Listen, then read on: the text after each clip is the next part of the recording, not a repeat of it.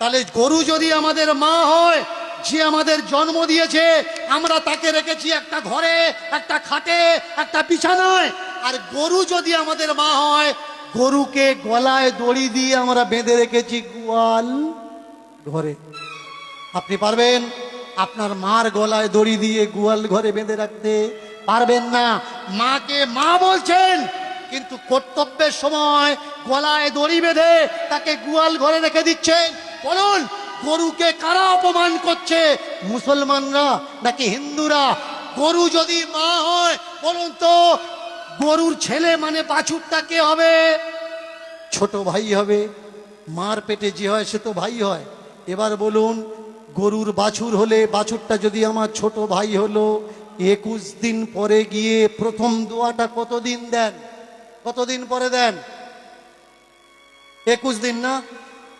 তাহলে আপনার মা যদি আপনার ছোট ভাইকে জন্ম দিত, 21 দিন পরে আপনার ছোট ভাইয়ের গলায় দড়ি দিয়ে পাশে বেঁধে রেখে আপনার মায়ের জননীর গর্ভধারিণীর দুধ দুয়ে বিক্রি করতে পারতেন?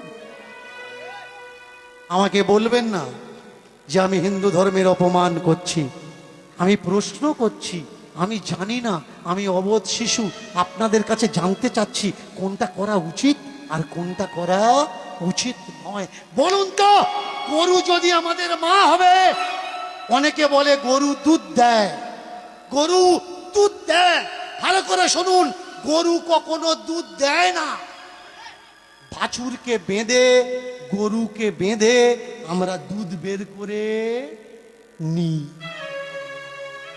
গরু আমাদের দুধ দেয় না, অচেরায় পড়ে দুধ বের করতে বাধ্য করাই। আর যদি দুধ না দেয়, লাথি মারে আমরা কি করি?